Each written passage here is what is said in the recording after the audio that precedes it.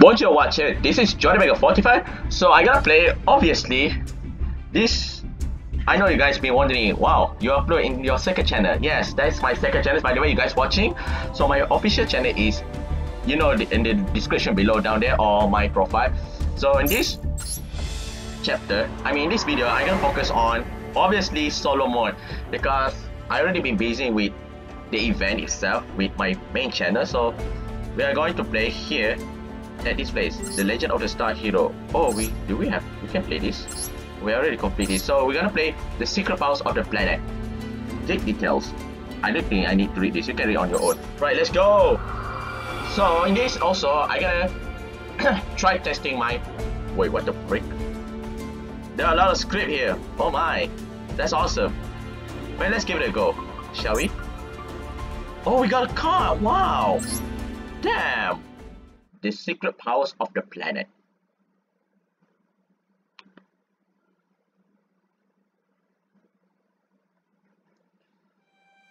A few years has passed since that nightmare of a tragedy.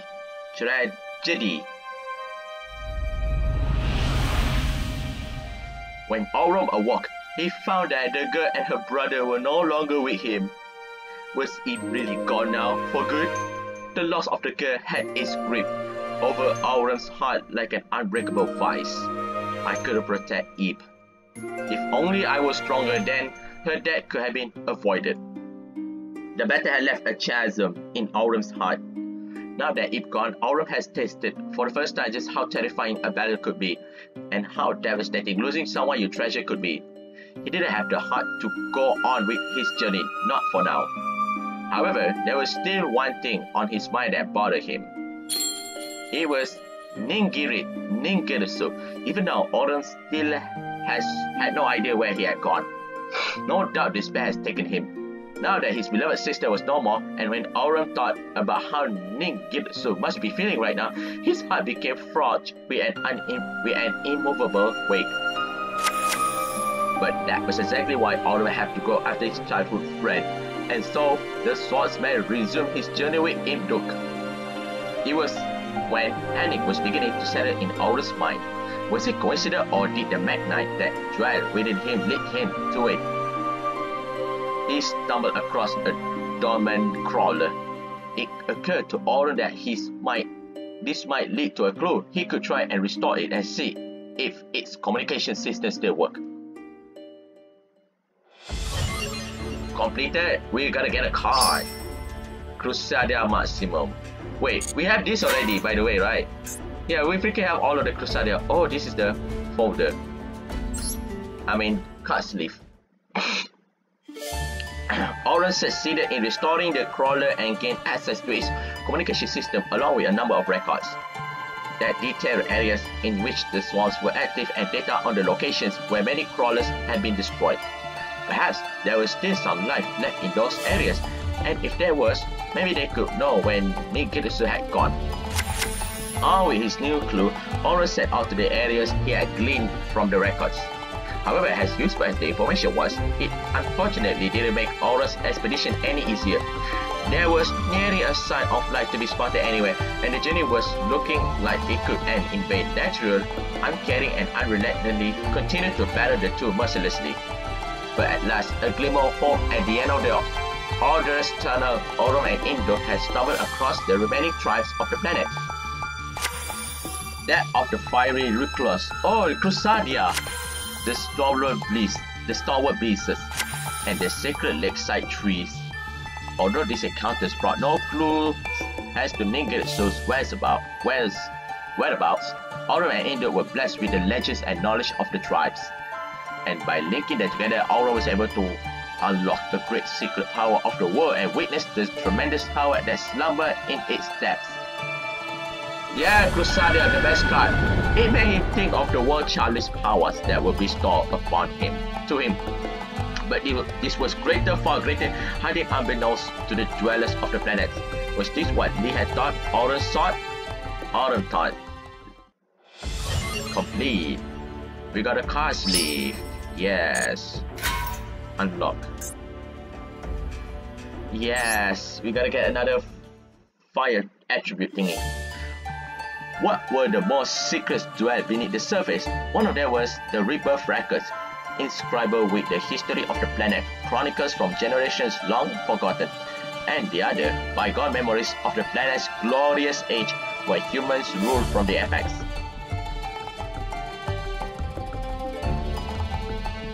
Long, long ago, there was a god who ruled the skies.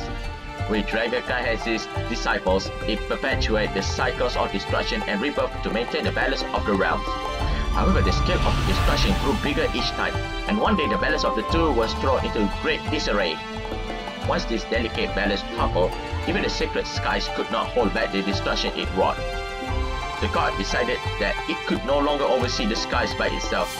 With its powers of creation, it brought forth layers and layers to the toughest earth and sealed with the powers of destruction within. With nowhere to go, the powers rages and rages until it boiled and scorched the very earth, morphing it. The torrent of power rushed through the land and merged with the powers of creation, leaking out onto the surface. It became a small manifestation of the cycle of death and rebirth and gave life to the lands. With the last of its strength, the god that turned itself into a key and entrusted it to the life blooming on the planet before vanishing. In the years following its disappearance, the powers of destruction re-emerged on the surface many times. However, every time it did, the life on the planet would use the key and with the help of the Dragonkind, push it back to whence it came. Over time, the key came to be known as word, and the power of destruction as the Great Darkness. Thus, the great legend of the world hero was born. Starlight Hero, your sword strikes in light. May your triumph over the great darkness. So each scenario is around 2 to 3 minutes. Let's go another this one. Another, yes. What's this? We got another orb. Decades, centuries, maybe millennia passed since the beginnings of the rebirth records. The land was now populated with life known as humanity. There were a civilization who had gained scientific knowledge and technological know-how and were at the height of their prosperity. Their glory came at a cost, but for it not only torn the planet's gifts away from it, but also the dragons who protected it. The god and the dragons that once had faded into obscurity as mere tales. And it was during this time that the key was excavated and uncovered. The humans were exhilarated by such a legendary and mystical find. Although its authenticity became gradually acknowledged, some expressed worries and doubts at the discovery. What did it mean for the key to have resurfaced in this time? Was this an omen, warning them of an inevitable battle between the world hero and the great darkness, like the legends say? Now that they could see that the key exists in its sword form, did this not also mean that the powers of destruction were inside sealed deep within the planet's crust? Humanity began to assemble their finest to analyze the key. Within the team that had formed, there was a scientist who has shown her talent in all fields of medicine, astronomy, and archaeology. Her name was Lee. Lee was known all over the world as the foremost authority on computer science.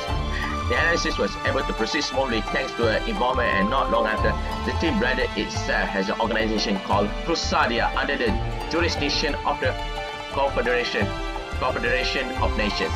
Crusadia team.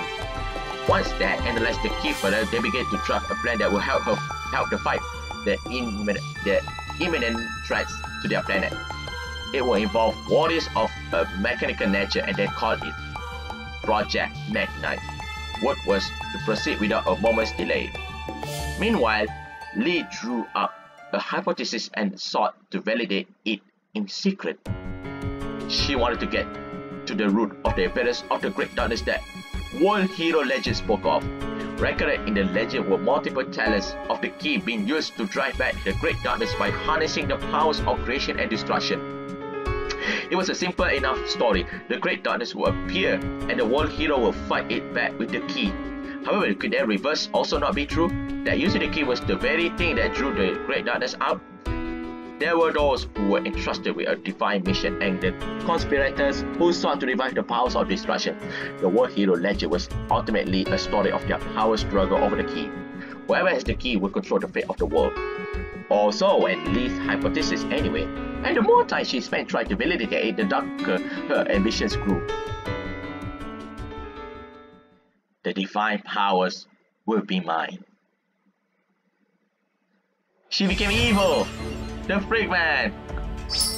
Of water, obviously. Let's go. Oh, we gotta get Earth that next.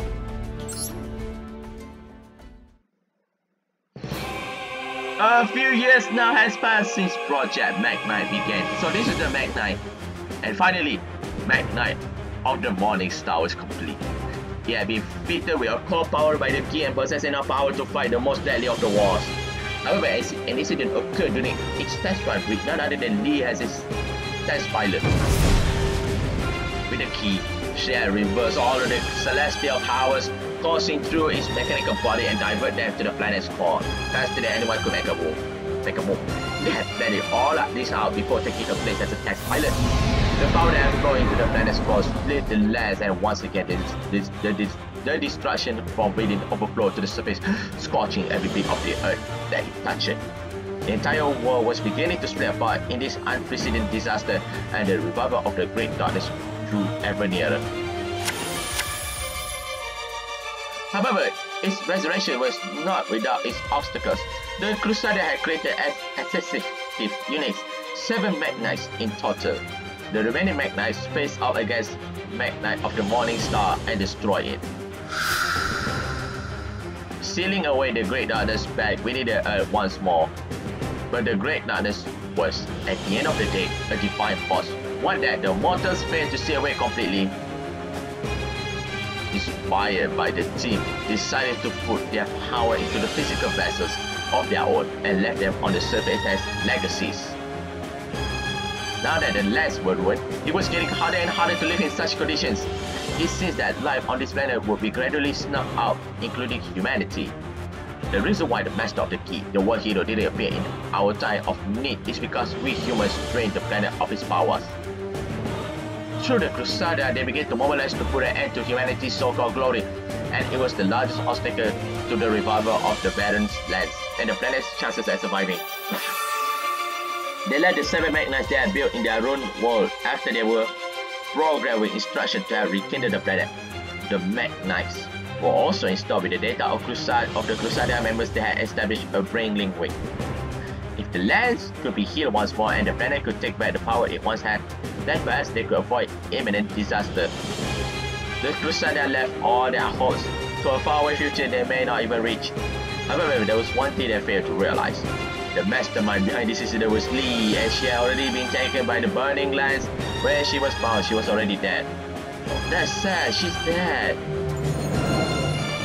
Is that her? But only a flash, her soul has been released from its physical vessel and she had transferred into World Legacy, World Chalice, her will and knowledge.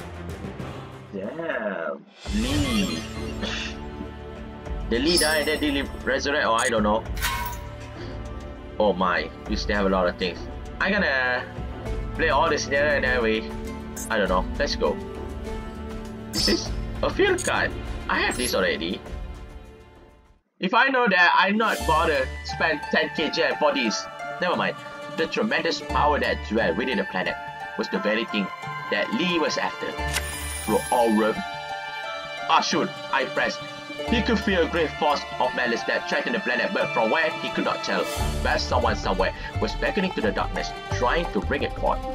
He had to stop them before another terrible disaster happened. And in that moment, in Aldo's mind, the figure of Nigitsu appeared. The figure of his childhood friend, tormented with sadness from the loss of Eve, seeking darkness in his heart, despair at the world. For those light, he could feel Nigitsu's presence within the malice. It couldn't be.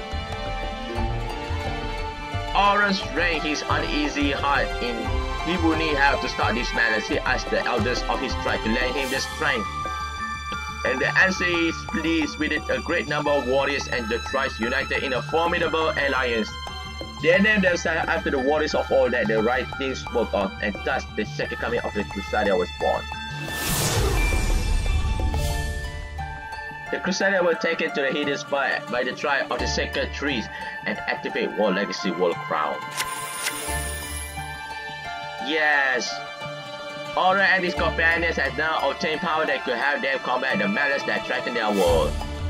And so Crusader Link monster was born. The Crusader began their advance toward the giant tower at the center of all the malice. Oh no, we find Orcus, the orchestrated battle, towering into the sky in its mentally magnificent. Surrounding it were the Orcus, mechanical weapons waiting on standby in silent formation. At the tower base was Nidgetsu, and activating the World Legacy World War was the only thing on his mind. Now that Oda could see his childhood friend, the swordsman could only think about how much sadder he looked. Oda prayed that he was only overthinking the situation, but he knew that the reality was not a kind one. Nidgetsu was there. Oh, he became evil! What a lord! Because he wanted the power of darkness, and he was at the center of the malice Oda had felt. That was the truth that awaited him at the end of his long search. He became evil, Link 3, but no matter how much time has passed, no matter how things had changed, the one thing that remained the same was that Nidgetsu was still his friend. Oda thought about what he could do now that he was here. He had to stop Nidgetsu from starting a disaster that could mean the end of their world. The only one who can stop this villainy is me, Oda thought, gathering all his courage. He seen the voice companion to mobilize, and now, a new battle was about to begin. Damn, Crusader versus Orcus. No wonder I combined those Crusader and Orcus in the first place. How do we unlock this? So we need to have this first. So in order to have this, we need to go get this. Yes.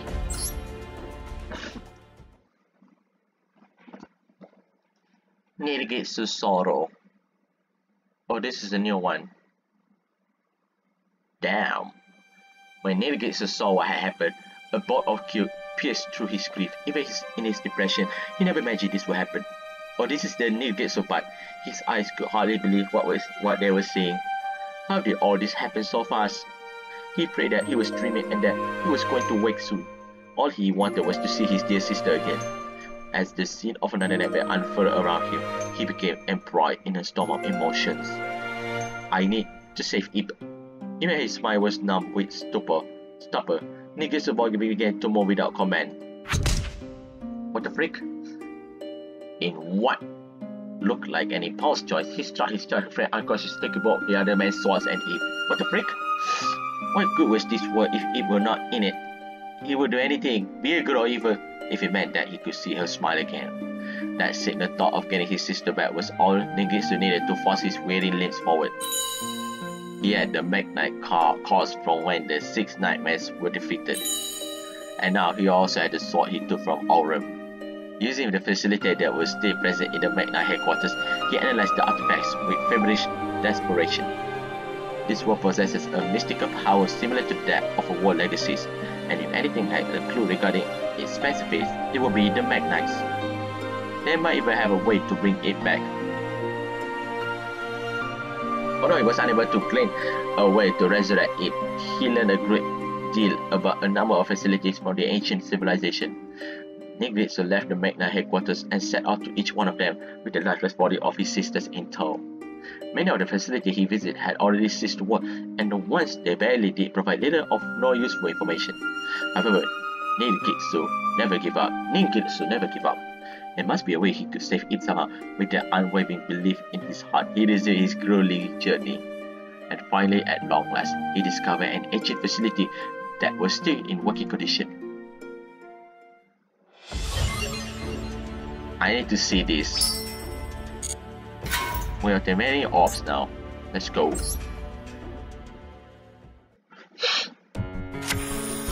After countless wailing roads walk, Nidgetsu had gone through more information than any average man would in his life. He had thoroughly inspected the Magnite cores and several ancient facilities.